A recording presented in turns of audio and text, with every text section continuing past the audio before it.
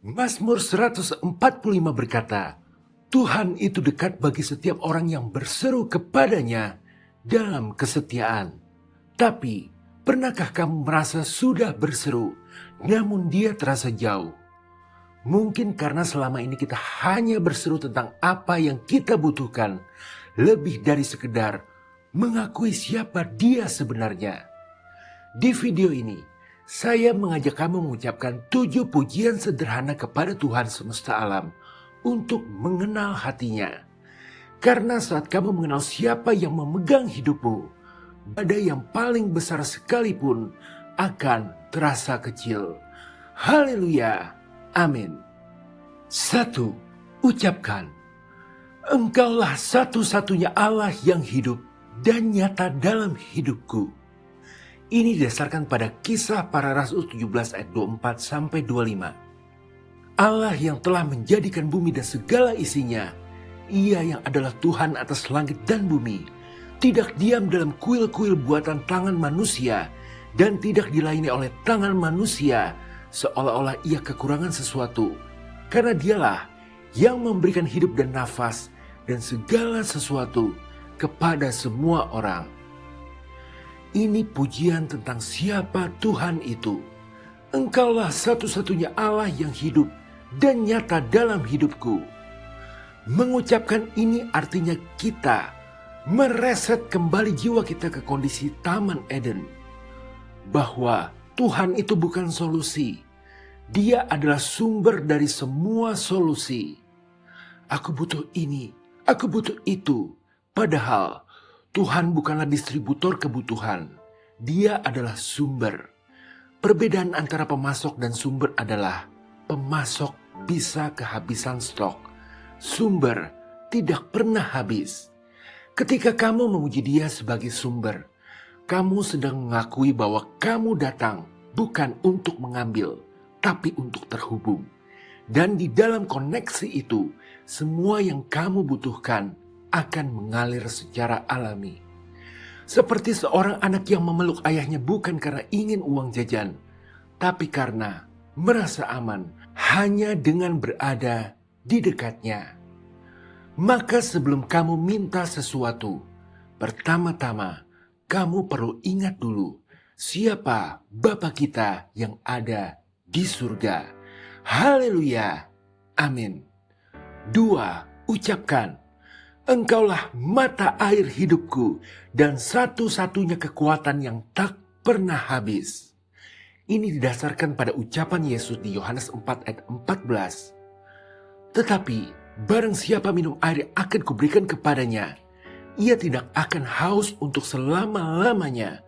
Sebaliknya, air yang akan kuberikan kepadanya akan menjadi mata air di dalam dirinya yang terus-menerus memancar sampai kepada hidup yang kekal.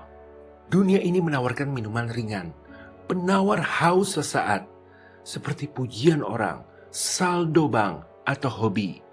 Tapi semua itu adalah kekuatan yang akan habis. Belum tentu akan menjamin keberlangsungan hidup yang lama. Tapi Tuhan tidak menawarkan gelas minuman. Dia menawarkan dirinya sebagai mata air. Gelas bisa kosong, tapi mata air selalu meluap dari dalam. Ketika kamu memujinya sebagai satu-satunya kekuatan, kamu tidak bisa kehabisan kekuatan, entah karena sakit, bencana, ataupun krisis. Karena kekuatan bukanlah sesuatu yang kamu miliki. Kekuatan adalah sesuatu yang kamu ikuti. Ikan tidak memiliki kemampuan berenang. Ikan berenang karena ia berada di air. Kamu tidak memiliki kekuatan. Kamu akan kuat ketika kamu berada di dalam Dia. Maka ucapkanlah dalam doa kepada Tuhan, Engkaulah mata air hidupku dan satu-satunya kekuatan yang tak pernah habis.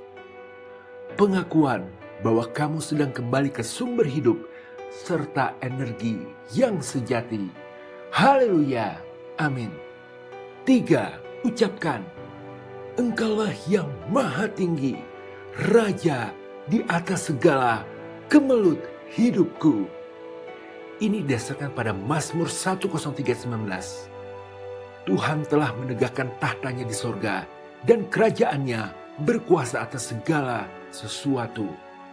Pegang sebuah koin tepat di depan matamu, maka matahari yang raksasa pun akan tertutup. Jauhkan koin itu dan kamu akan melihat mana yang benar-benar besar. Masalah terasa besar karena kita lupa ada pribadi yang lebih tinggi dari semuanya. Jadi, dasar dari segala stres dan kecemasan adalah lupa. Kalau tidak boleh melihat sebuah masalah, itu terlalu dekat sampai menutupi wajah Tuhan. Masalahmu punya nama, tapi Tuhan punya nama di atas segala nama.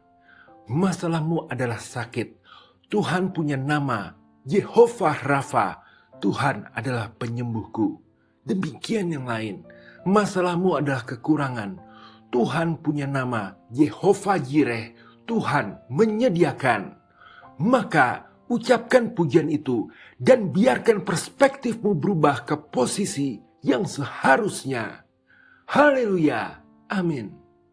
4. Ucapkan, Engkaulah sang kebaikan, kasih-Mu melimpah dan kemurahan-Mu tak bersyarat. Ini didasarkan pada Mazmur 145 ayat 9. Tuhan itu baik kepada semua orang dan penuh rahmat terhadap segala yang dijadikannya. Jujur, banyak orang takut Tuhan tidak mau menolong. Pertanyaan itu sebenarnya seperti bertanya, apakah matahari mau bersinar ya? Atau apakah air mau membasahi ya? Kebaikan bukanlah sesuatu yang Tuhan pilih untuk dilakukan. Kebaikan adalah siapa Tuhan atau karakternya. Maka ucapkanlah terus, Tuhan, Engkau sungguh baik, kasih-Mu melimpah di hidupku. Seperti bapa sayang anaknya, aku disayang tanpa syarat. Pujian ini segera menghancurkan kebohongan iblis. Begitu keraguan itu diam, hatimu menjadi ruang yang siap menerima jawaban. Haleluya, amin. 5. Ucapkanlah, Engkaulah yang mendengar bahkan saat suaraku habis dan hanya hatiku yang menjerit. Ini didasarkan pada Mazmur 139 ayat 4. Sebab sebelum lidahku mengucapkan, sesungguhnya Engkau sudah mengetahuinya sama sekali ya Tuhan. Seperti seorang ibu yang tahu arti tangisan bayinya, apakah karena lapar atau haus, meski si bayi belum bisa bicara satu kata pun. Demikian Tuhan. Dia adalah satu-satunya pribadi di dunia ini yang bisa mengerti kalimat yang bahkan tidak sanggup kamu selesaikan. Mengetahui hal ini, maka perasaan bahwa doa kita tidak panjang, tidak tertata, merasa kurang fasih, ketahuilah itu tidak relevan lagi. Tuhan tidak pernah kekurangan kemampuan mendengar. Yang sering kurang adalah kejujuran hati. Bahkan doa dan diam pun Tuhan dengar. Jadi melalui pujian ini kita sadar doa bukanlah tentang kata-kata, melainkan tentang hati. Haleluya, amin. 6. Ucapkan, Engkaulah Allah yang setia, keputusanmu selalu adil, walau belum kupahami. Ini didasarkan pada Bilangan 23:19. Allah bukanlah manusia sehingga ia berdusta, bukan anak manusia sehingga ia menyesal. Apakah ia berfirman dan tidak melakukannya, atau berbicara dan tidak menepatinya? Dan juga Mazmur 33:4. Sebab firman itu benar, segala sesuatu dikerjakannya dengan kesetiaan. Ketika hidup terasa tidak adil, kamu punya dua pilihan, percaya pada situasimu atau percaya pada Tuhan. Tapi ingat, situasimu bisa berbohong, Tuhan tidak bisa. Dan Tuhan tidak berkewajiban membuat segalanya masuk akal bagimu sekarang. Dia hanya berjanji bahwa semua pada akhirnya akan baik. Maka dengan mengucapkan pujian ini, kita bisa menyadari jika situasi sekarang belum baik, berarti ini belumlah akhir. Haleluya, amin. 7. Ucapkanlah, Engkaulah segalanya, Bapakku yang baik, tempatku pulang selamanya. Ini didasarkan pada Roma 8 ayat 15. Sebab kamu tidak menerima roh perbudakan yang membuat kamu menjadi takut lagi. Tetapi kamu telah menerima roh yang menjadikan kamu anak. Oleh roh itu, kita dapat berseru, Ya Aba, Ya Bapa. Ini adalah puncak dari segalanya. Banyak orang percaya kepada Tuhan, tapi tidak pernah yang benar-benar tahu bahwa Tuhan adalah Bapa dalam arti yang paling personal. Kata Aba dalam bahasa Aram adalah panggilan paling intim seorang anak kepada ayahnya. Dalam bahasa Indonesia tidak ada terjemahan yang tepat selain Papa. Ketika kamu tahu dia Bapamu, kamu tidak lagi bertanya apakah dia mau menolong. Karena kamu tahu jawabannya sudah pasti.